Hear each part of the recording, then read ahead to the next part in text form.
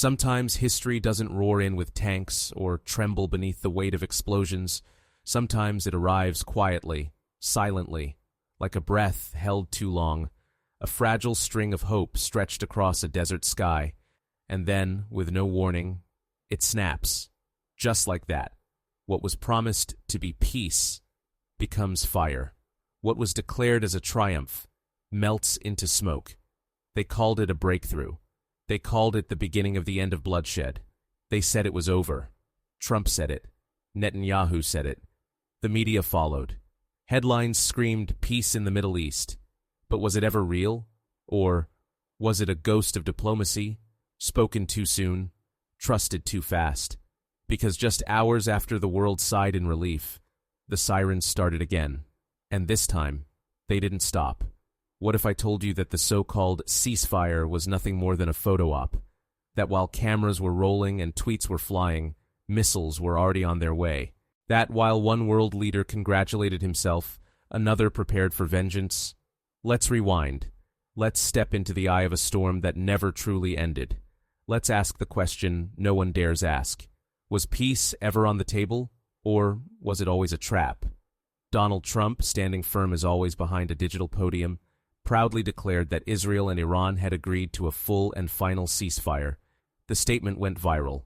His post on Truth Social painted a picture of closure, of unity, of calm after chaos. He wrote that the war would end in 6 hours, after both sides completed ongoing operations.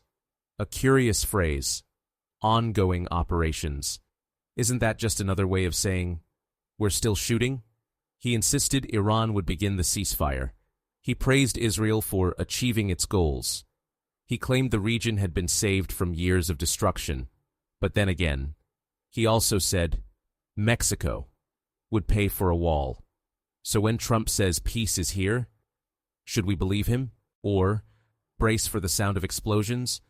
Netanyahu, too, followed with his own declaration. Israel, he said, had succeeded. Its skies now hovered above Tehran. Its defense forces had struck down the twin existential threats, nukes and rockets. But even as he spoke, sirens in Tel Aviv screamed into the night. Civilians rushed to shelters, streets emptied, phones buzzed with alerts. Rockets were already in the air, and no one could deny it anymore. So here's the twist no one wants to hear. Iran never agreed. Not officially, not publicly, not even diplomatically. In fact, when reporters sought confirmation, Iranian officials looked almost confused. Ceasefire, they said. What ceasefire? According to Iran's deputy foreign minister, there was no deal. No signed truce, no handshakes, no promises, only conditions. And those conditions were simple. If Israel stops attacking us, we will stop responding.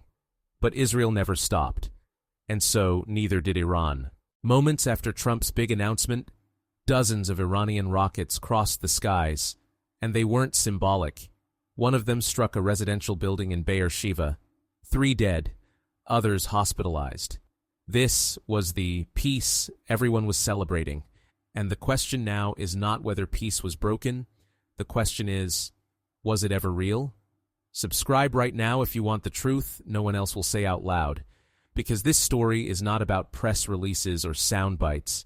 It's about silence that turns to fire. It's about words that were never backed by reality. And it's about a region that refuses to be tamed. Let's go deeper. Why would Trump announce a ceasefire that never existed? Was it a political move? An attempt to seize the spotlight amid collapsing polls and deepening divisions back home? Or was he misled, given partial intel? Or worse, was he bluffing, hoping the world would believe in peace long enough to distract from something else? After all, it's not the first time diplomacy has been used as a smokescreen. But what if the situation is even more dangerous? What if by declaring victory too early, Trump provoked Iran further, humiliating them on the world stage, cornering their leaders, and daring them to respond? And respond they did.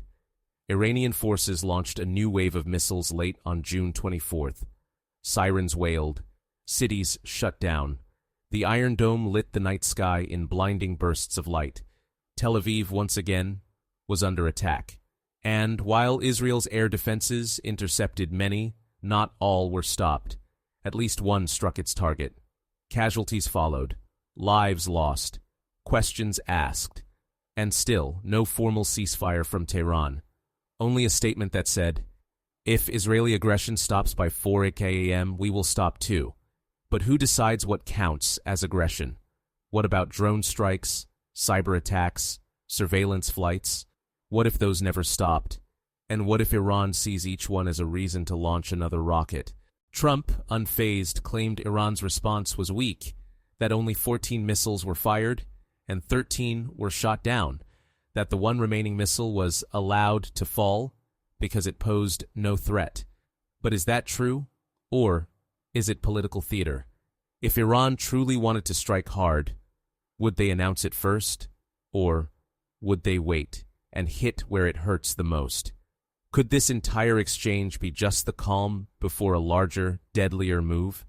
What if Iran's real response hasn't even started yet? And if that's the case, what comes next? Will Iran go after U.S. military bases in the Gulf? Will it target infrastructure in Iraq or Qatar? Will it strike with cyber weapons instead of missiles, attacking oil pipelines, power grids, or financial systems? The possibilities are endless, but they all carry one message: Iran is not done. And despite what Trump says, peace has not arrived. Let's talk strategy. Iran finds itself in a complicated position.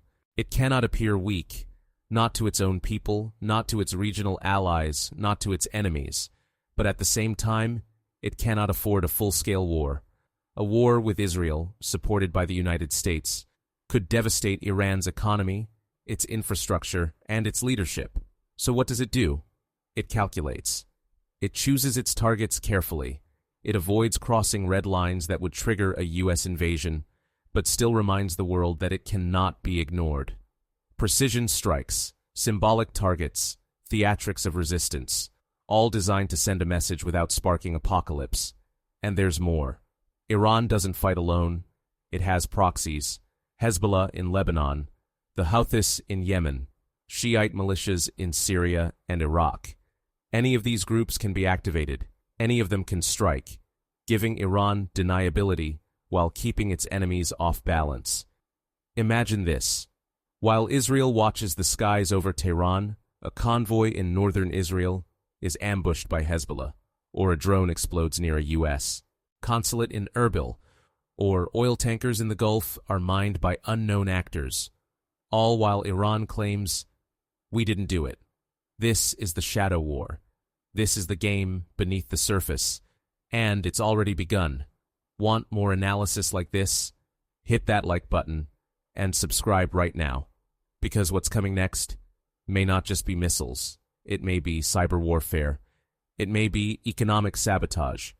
It may be a complete reordering of alliances in the Middle East. And then there's the Strait of Hormuz, a narrow passage, a global choke point. 20% of the world's oil flows through it. Iran has the power to block it. They've said so before. They've hinted, they've threatened, but they've never done it. Not fully, not yet. What if they do? What happens to the price of oil? What happens to global markets? What happens to supply chains already weakened by years of crises? Could a regional conflict plunge the entire planet into recession? Could a mistake in the Gulf set off a chain reaction that no one can stop? It's not just about rockets and rhetoric. It's about global stability. It's about how fast peace can die when pride gets involved. It's about how one announcement, too soon, too confident, can ignite 1,000 explosions. And it's about the cost of pretending the fire is out while the embers still glow. So, what is Iran really planning? What is the United States willing to risk? And how long can Israel hold its line before the next wave hits? Let us know in the comments what you believe is coming next, and don't forget, this story isn't over. Not even close. Make sure you're subscribed so you don't miss the next shocking development. Because while the world wants to believe peace is possible, the battlefield tells a different story, and now the story deepens. Because while missiles grab headlines and presidents grab microphones, the real war is often invisible. It's waged in strategy rooms, in encrypted messages, in underground bunkers, and on maps that never see daylight. The question no one is asking is this: if Iran hasn't finished, what exactly is it preparing? Could this be a long game, not of days but of months, even years? Could the next move be something we won't even recognize until it's too late? Because sometimes war doesn't look like tanks and jets. Sometimes it looks like blackouts, like hacked systems, like silence on a screen that used to pulse with life. Iran knows the limits of its conventional power. But what about unconventional warfare? What about the cyber units trained specifically for sabotage? What about the drones we never see until it's already too late? Or the alliances quietly forming behind closed doors? Let's talk about those alliances. While Washington and Tel Aviv draw closer, what's happening on the other side? Who is watching from the shadows? Who benefits from a destabilized Middle East? Russia, China? Could they be silently encouraging chaos, letting American influence burn itself out in endless conflict while they move their pawns elsewhere? Could they be supplying technology, intelligence, or even logistical support to Tehran, just enough to keep the pressure on the U.S. without leaving fingerprints? And what about Qatar? The UAE? Saudi Arabia? Everyone claims to want peace, but whose peace? And at what cost? We've seen it before. Ceasefires that collapse before the ink dries. Declarations made for cameras, not for consequences. What if this is just the beginning of a pattern? One where every announcement is followed by a strike, every promise by a betrayal, every moment of calm by a new wave of terror. Imagine a world where peace becomes a tool of war, where the word itself is weaponized, used to distract, to deceive, to delay real consequences.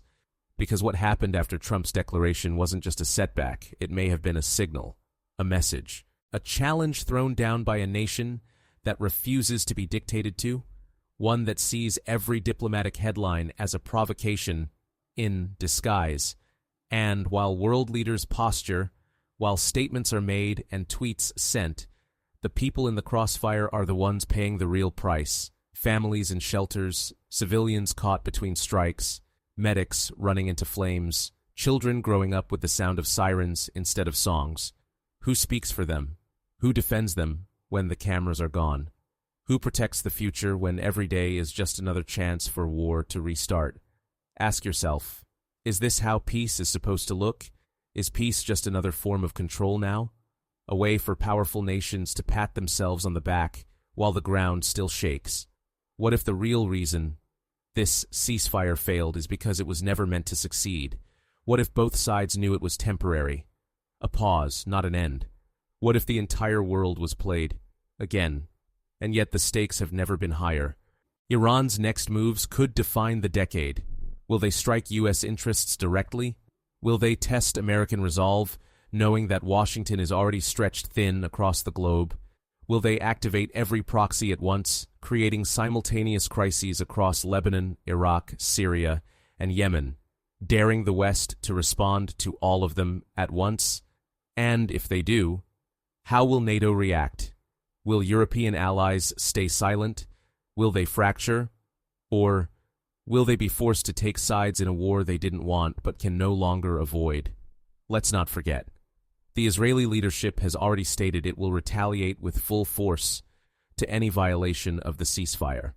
But what does violation mean in a world where every drone, every whisper, every shadow can be interpreted as an act of war? Could one misunderstanding spiral into something irreversible? Could a single missile bring the region to the brink of all-out war? And hovering over it all is one simple, terrifying truth: nuclear weapons. Iran's nuclear program remains the elephant in the room. Was it really neutralized? Or simply delayed? Does Israel truly know what lies beneath the mountains of Natanz, Fordow, or elsewhere? And how close is too close? What if the real reason for Iran's fury wasn't Trump's announcement, but something much deeper, something hidden, a secret operation, a cyber attack never disclosed, a deal broken in the shadows? The longer we look, the more questions emerge. Why did Iran hold back its full force? What are they waiting for? A bigger provocation? A more vulnerable moment? Could they be buying time for a larger plan, one that includes regional collapse, global oil shock, and diplomatic chaos? And what if the next time they strike, it won't be with missiles, but with something even more devastating? Economic collapse, energy sabotage, mass disinformation. What would happen if Iran launched a wave of cyber attacks that crippled Israel's infrastructure, while its proxies attacked oil fields in the Gulf, while coordinated unrest erupted in unstable neighboring countries? Could it overwhelm every defense system in place? Could it force the U.S. to choose, defend its ally, or protect its economy? And what would that choice cost? Now consider this. What if Trump's declaration of peace wasn't just premature, but part of a deeper strategy? Was he hoping to box Iran into a corner, to make them look like aggressors on the world stage? Or was he trying to build momentum for re-election, banking on a foreign policy win to boost his standing while chaos still reigned? Whatever the reason, the backlash has already begun, and it shows no sign of stopping. If you followed us this far, now is the time to hit that subscribe button. This is the kind of story that doesn't end. It evolves, and we'll be right here, breaking it down every step of the way. So, what happens now? Do we wait for the next explosion? Do we accept that the Middle East will always live between fires? Or do we finally acknowledge that peace without truth is just another form of illusion? That real diplomacy isn't built on ego and tweets, but on trust, on transparency, on accountability. Because right now, the world isn't safer. It's on edge. The fuse is lit, and we don't know how long it is. Comment below. What do you think Iran's next move will be? Can the U.S. afford to stay in this fight? And will Israel act alone if it feels betrayed? This is your space. Your voice matters. Stay tuned. Stay aware. Stay subscribed. Because the next chapter is already being written. And trust us, you'll want to know how it ends.